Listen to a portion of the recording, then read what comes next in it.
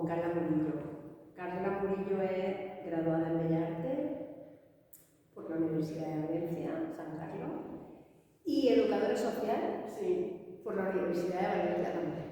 Aunque la era muy joven, tiene ya una trayectoria, muchos ya la conocéis, y nos va a contar, nos va a hablar un poco de su forma de trabajar, de su forma de vivir el arte en los dos aspectos, porque ella utiliza esta forma artística desde la fotografía hasta la performance en su forma de educar socialmente, bueno, a esta sociedad. Y yo creo que como él lo consigue, no nos vamos a extender porque ella va a comenzar contándonos cómo comenzó esto. Primero, darte las gracias, Ana. Ay, gracias a vosotros por invitarme. Poder compartir contigo. Cuéntanos un poco cómo te introduciste en este mundo del arte, ¿qué te llevó? Pues todo empezó realmente desde bien pequeña. O sea, en vez de querer muñecas y como regalos y tal, quería pues barras de pintura, acuarelas, libros y también muchas películas. Me nutrí muchísimo del cine desde pequeñita y también a la hora de escribir, así como actualmente los padres dan a sus hijos enseguida una tablet con una serie de dibujos, a mí mis padres pues mi libro para pintar o literal, servilletas con un boli y empezar a escribir. Y pues desde ahí, y poco a poco, practicando también y viendo que para mí era una necesidad básica para transmitir también mis pensamientos y reflexiones como mis emociones, pues dije, ay, ya lo tengo como parte mía personal. Y de ahí ya después a lo educativo. ¿Y en qué te inspirabas para tus procesos creativos? Pues me inspiraba sobre todo en observar a la gente. O sea, en ese momento no sabía lo que eran las derivas, que luego hablaremos sobre ello, pero ya era como, pues me perdía tanto por la naturaleza, como, o sea, vivías en un pueblo, sí, en un pueblo. Totalmente, sí. Soy de pueblo y eso también pues me... ¿De dónde? De Lechi, Castellón. Y nada, observando a la gente, sobre todo, pues me fijaba en su forma de actuar, de relacionarse y tal, y de ahí ya plasmaba cosas, o de conforme yo me sentía en el entorno. Pero eso ya lo reflexioné ya en la juventud y estudiando Bellas Artes, por ejemplo, que ya empezamos a teorizar sobre esos conceptos, porque en ese momento era una niña, iba con la bici, por ahí observando y ya está. ¿Hasta cuándo estuviste en el pueblo, más o menos? Hasta pues los 18. Hasta que viniste a la universidad. ¿Hiciste primero Bellas Artes o graduado social? Primero Bellas Artes. Primero Bellas Artes. Sí. O sea que el tema de los referentes no te lo tuvieron que explicar en la facultad. Ya lo conocía de forma de manera intuitiva, ya conocías tú el tema de tener unos referentes. Sí. Que hoy día tendrás alguno que... Sí, o sea... favorito, en lo que te inspira, ¿no? Sí, de referentes. A nivel de poesía me gustaba, empezó todo por leer Las flores del mal de Baudelaire. Y luego ya con pues eso,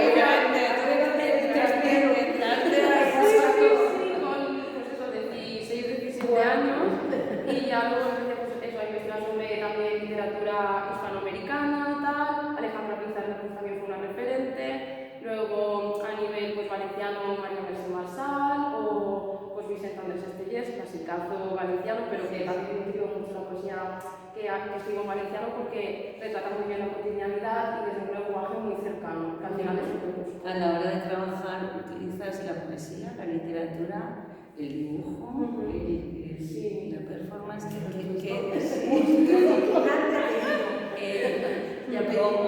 ¿Cómo surge? ¿Es primero la letra y luego la imagen? ¿Es primero la imagen? ¿Lo vas combinando? ¿Cómo es tu proceso? Claro. Cuando haces una deriva y entra la literatura ahí, ¿cómo vas liando, cómo va hilándose todo eso? ¿Cómo se va gestando ese proceso? Se va hilando, también me remito a la infancia, de cuando en vez de que mi padre grabase las imágenes cotidianas de lo que nosotros hacíamos en casa y tal, pues yo le pedía la cámara. Y ya quería tanto la de vídeo como la de fotos analógica. Y fue en ese momento mi primer contacto con la imagen y de querer retratar eso, sobre todo la cotidianidad, que también el proceso físico, porque claro, es una cámara analógica, luego hay un revelado. Sí, sí. El proceso de revelado también interviene. ¿Cómo lo hacías eso? Claro, el revelado era pequeña, entonces Sí. lo llevábamos a la tienda y para mí eso era magia.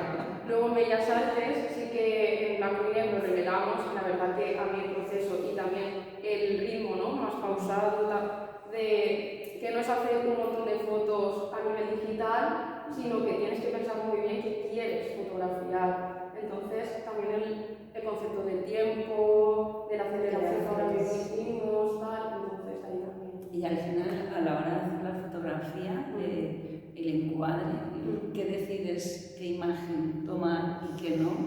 ¿Cómo procesas? Vale, depende del tipo de fotografía que quiera hacer. Por ejemplo, si es de naturaleza, me fijo mucho en los colores. Si es de político, social, en lo que la imagen cuenta, el relato político. Y si es ya más de cotidiano y interior, que transmite una emoción. Que todas las fotografías transmiten emoción, pero que en lo cotidiano tú digas, me veo reflejada en esa imagen, aunque no sea yo, no, o sea, la que Es esté como retratada. poner valor en la cotidianidad. Sí, sí. Tener relevancia. Y cuando hablas de la deriva, que has dicho la deriva, la utilizas como filosofía, la utilizas como inspiración, la utilizas como revelarte, como se utiliza la otra deriva, revelarte contra lo preestablecido. ¿Cómo la coges? ¿Cómo la usas? Vale, la deriva actualmente la uso como un acto político y también pedagógico, ya que a través de ella también he nutrido programas socioeducativos de participación social en el ámbito, pues eso, del espacio público. Entonces, para mí es una herramienta muy potente que sí que conceptualicé gracias a Bellas Artes, que me situó en el situacionismo, en Widebord, en toda esa época, ¿no?, del siglo pasado, del 68. Entonces cogí de ahí todo lo que es la base teórica, empecé a indagar, investigar y tal, y pues se plasma a través de la práctica pedagógica de la deriva. Sí. ¿Y cómo ves que reaccionan los alumnos? ¿Entienden? Pues, ¿Cómo es la parte conceptual y teórica, vale, pero la parte práctica del día a día, ¿crees que, o sea, qué dificultades encuentras a la hora de explicar, ¿no? de transmitir eso que sientes, que quieres que llegue a la persona como Pues en la práctica educativa que hice con chavales en riesgo de exclusión social de 14 a 16 años, sí que cambió mucho el lenguaje. En vez de hablar en términos que nos han enseñado en la carrera y demás, utilicé muchísimo lenguaje de calle. Eso me sirvió para llegar a ellos.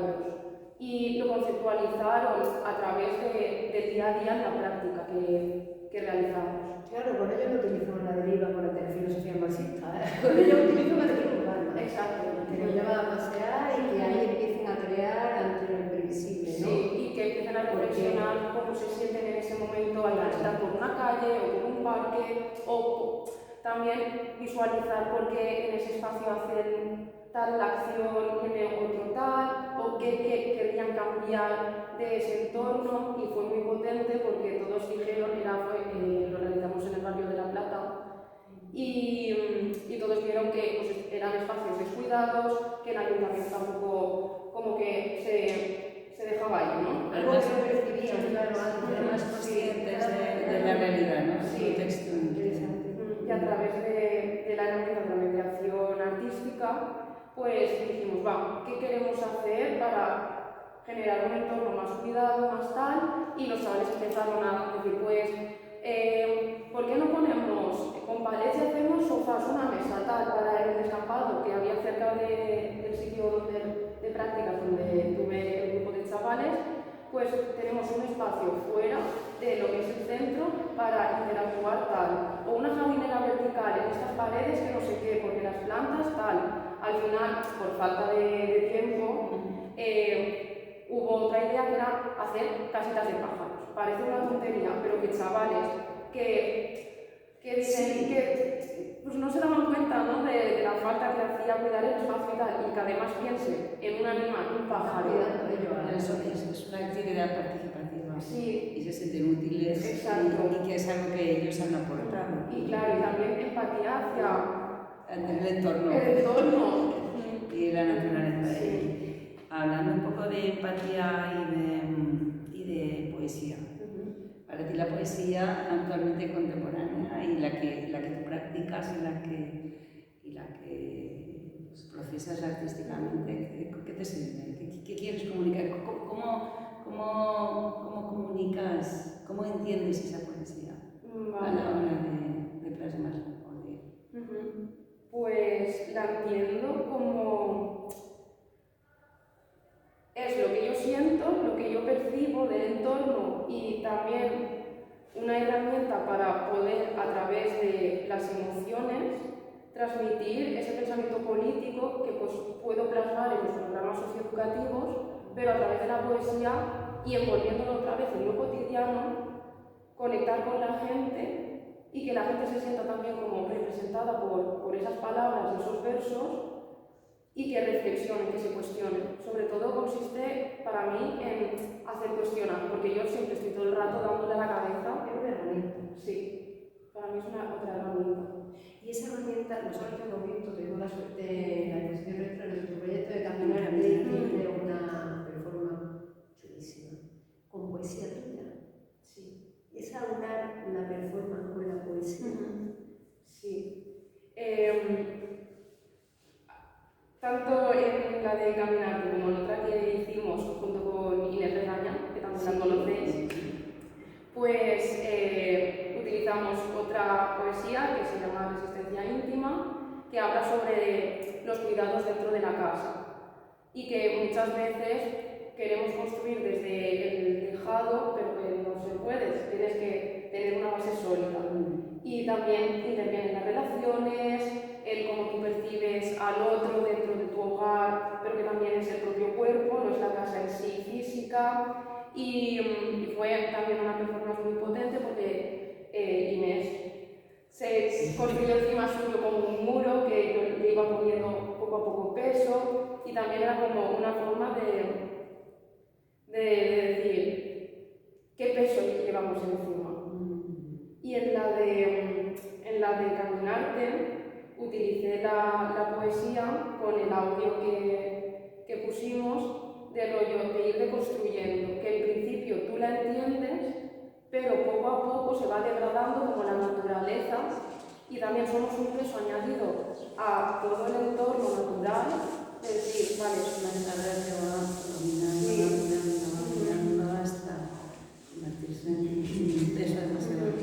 Literalmente está diciendo mucha presencia. Cuando hace una persona, la presencia es muy potente contigo. Es chula, no se lo pueden dejar nuestros seguidores, tienen que tener la oportunidad, tienen que seguirla. Tú y cada vez has puesto para que lo sigan en la cartera. Es muy interesante.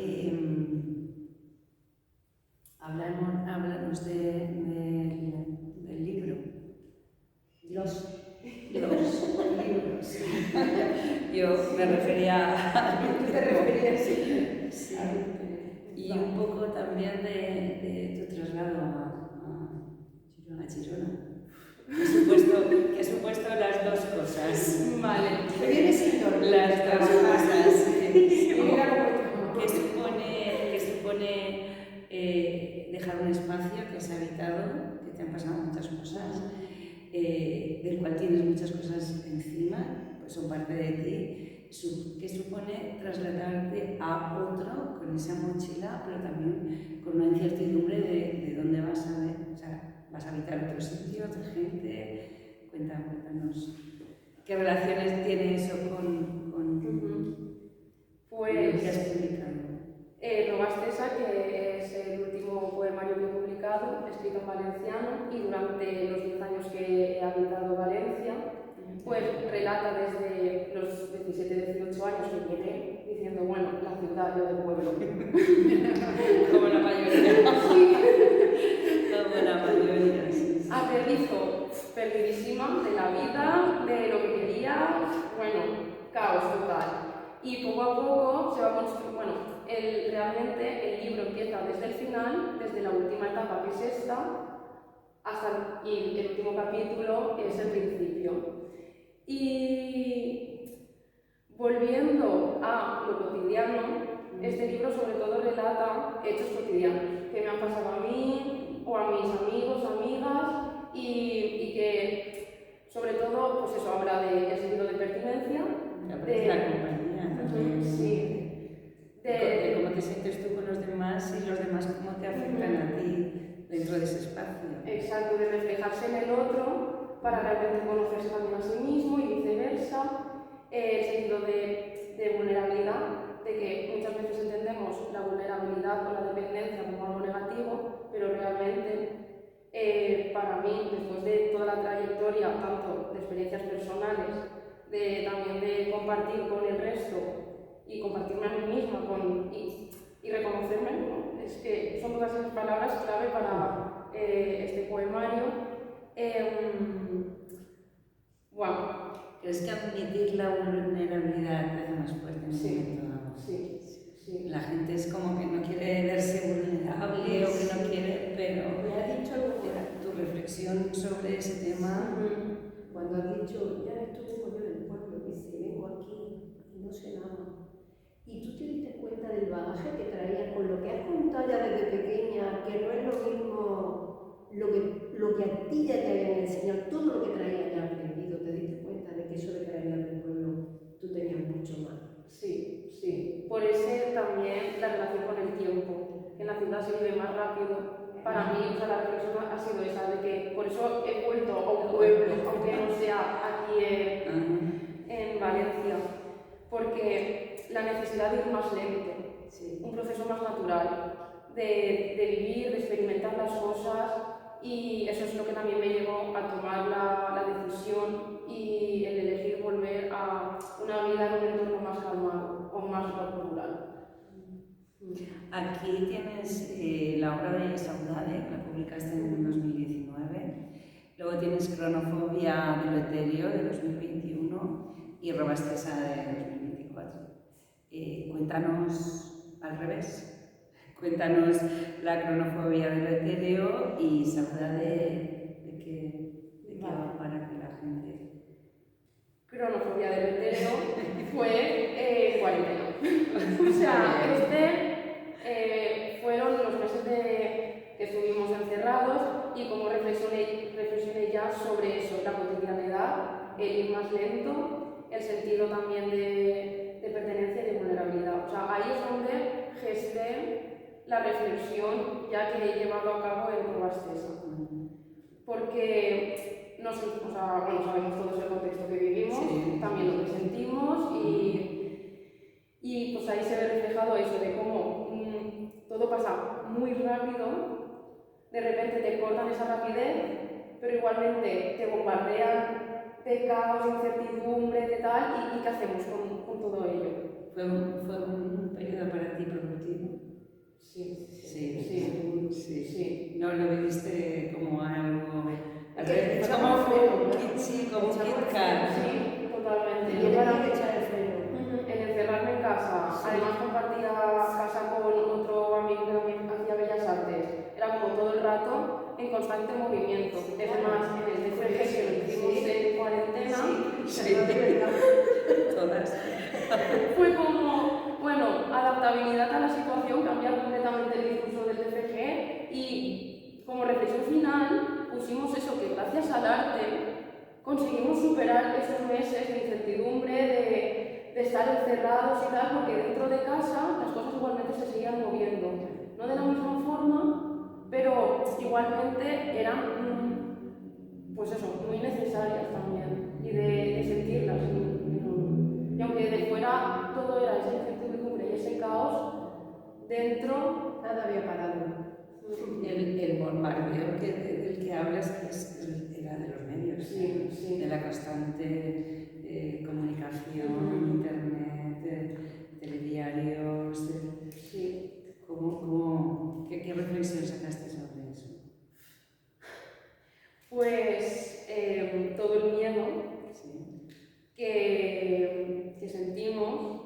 que también era como no querer compartir con el resto, el encerrarse, pero ya no solamente en casa, sino hacia uno mismo, la individualidad. Sí que hablamos mucho de lo colectivo, en cuarentena, tal, el aplaudir, pero al final se queda en algo vacío porque luego ha pasado eso y hemos continuado igual, no ha cambiado, o peor. Entonces, me llevo sobre todo eso, el bombardeo mediático de los medios de comunicación, esa doctrina del shock de Naomi Klein también. ¿Crees que ha habido un rebote? ¿Hemos ido a peor en lugar de mejor? Por lo menos aprender no hemos aprendido. A ver, claro, blanco y negro, yo nunca soy de blanco y negro.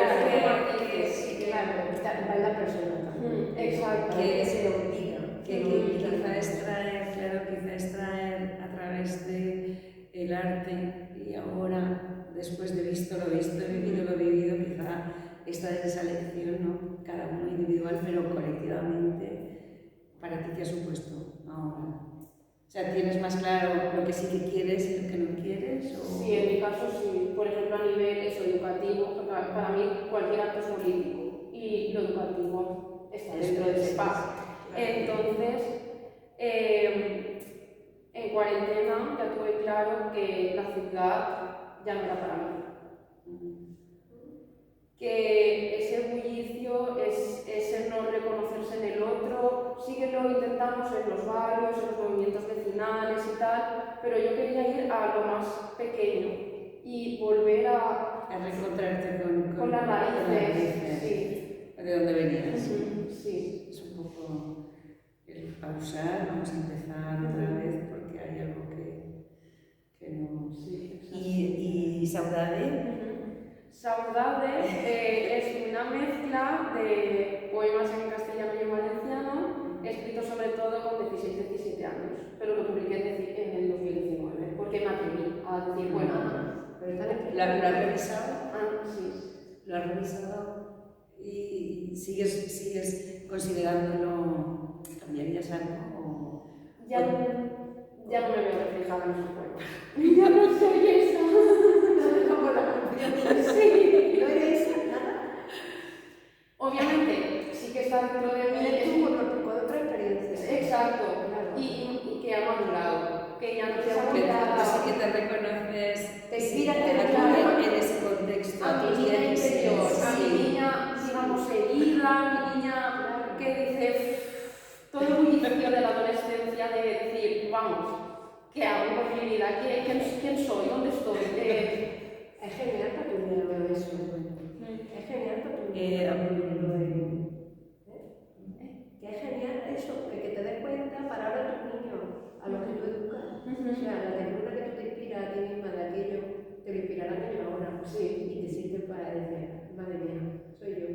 Y para acompañar, porque al compartir también experiencias pasadas, aunque ya no estés en esa situación o tal, pero te hace reconocerte en el otro. Es igual como... Puedes entenderlo mejor. Claro, como el duelo de dejar un sitio, porque yo estoy ahora con personas migrantes no acompañadas, jóvenes en general.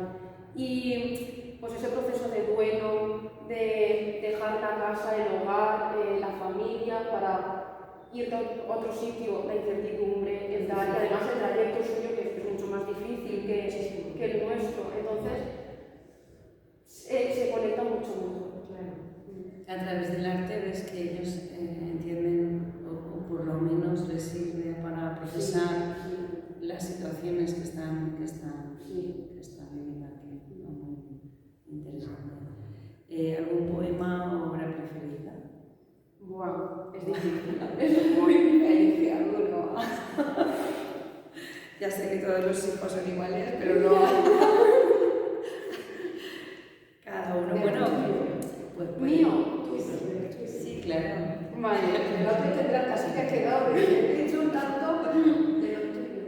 Vale, de los míos, Igual. de cronofobia de lo etéreo, me cuestiono. O sea, el de los primeros poemas. El me cuestiono ha sido como me toca Bueno, mucho. pues ya sabéis que tenéis que adquirir el libro para saber. habla sobre el concepto de libertad, que es un texto, no es un poema, pero también está en cronología de Letero. Y en Robastesa, los primeros textos que pues eso, hablan del sentido del hogar, que para mí el hogar es diferente a la casa es el sitio físico, pero el hogar es lo que tú construyes, es a nivel emocional, las experiencias y tal. Y son los primeros textos y también hablo del duelo tanto cuando alguien querido muere o también de alguna parte tuya que ya has dejado atrás y obviamente de ese hogar, ¿no? De la migración y del abandono. Exacto. Que muchas veces no es voluntario, es forzado. Sí. Y lo del trabajo social que hiciste posterior a Bellas Artes, ¿no? Sí, educación social. Educación social. Decidiste hacerlo porque Era mi sueñita clavada. ayudar, es una manera de ayudar, de vivir. Sí, es que la educación social a mí me ha cambiado la vida, siempre lo voy a decir. O sea, Bellas Artes ha sido como... He cogido todas las herramientas a nivel artístico, pero la educación social es que es mi vida. Claro, una forma de vida. Sí, es una forma de acompañar a las personas, también de ver el entorno, de cuestionarme. El arte es como el producto, por así decirlo, no me gusta llamarlo producto, no, pero un proceso también, una herramienta, sí. Un medio para... Eso sí que es un enemigo. ¿Te has encontrado alguna experiencia muy impactante en una de esas películas? Con los chavales sí. Con los chavales me imagino que muchas, claro, Sí. con ellos. Porque Todos los días, sí, y siempre productiva para ellos. Sí, o sea, es que con los chavales cuando he hecho los programas de mediación artística y también la deriva es una de las herramientas que se utiliza, es el darse cuenta, porque muchas veces están como pues, a través de la pantalla o absortos en su mundo y no son conscientes de todo lo que les rodea, ni de los sonidos, ni de los olores, ni de las desigualdades sociales. Entonces la deriva es esa herramienta que impacta en ellos. Los implica directamente. Exacto. Y conmigo, pues, el tener un ritmo eso, más pausado conmigo misma, el también percibir más, porque muchas veces también yo he estado en ese punto de hacer muchas cosas, mucha faena, ahora este proyecto, ahora el otro, ahora tal, y ¿dónde estoy? No soy un pulpo, no tengo Llenarte las horas de cosas. Entonces la deriva es como mi forma de también relajarme. Muy bien. Pero esto se nos pasa el tiempo rapidísimo. Yo te digo, ¿qué pasa cuando está a gusto? 2 minutos. Y lo que no queremos es que nos queden cosas del tintero, sobre todo que nos quieran contar. Sí, a ver. Yo por ahí veo que quieren preguntar una cosa. Sí,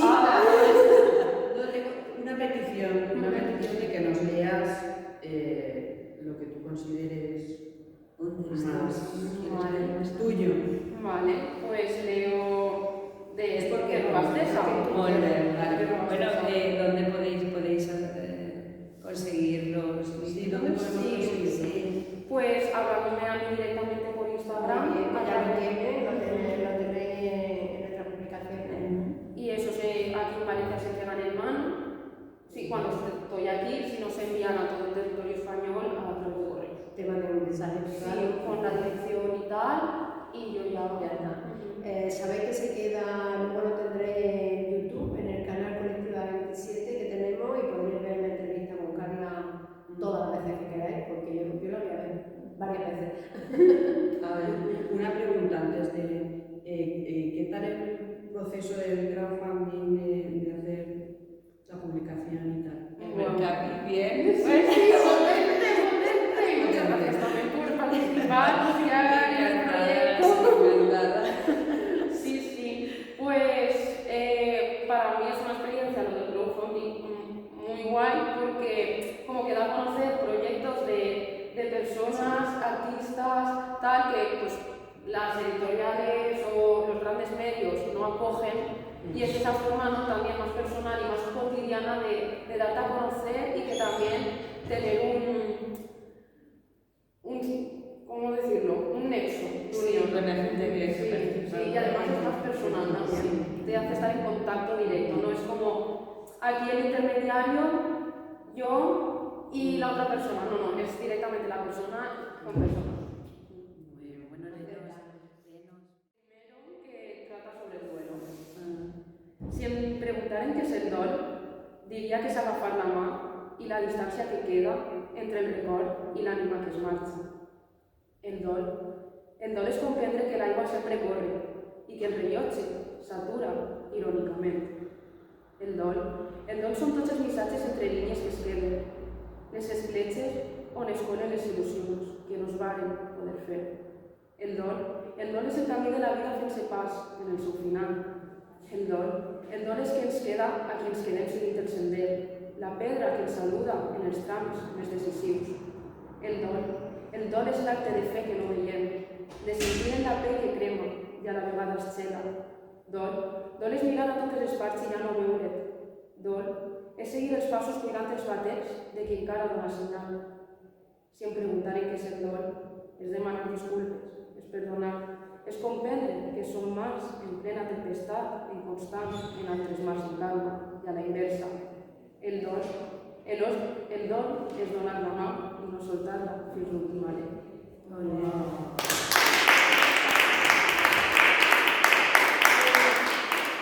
Muchísimas gracias. A vosaltres. Aquí nos despedimos por hoy hasta el próximo miércoles en la charla.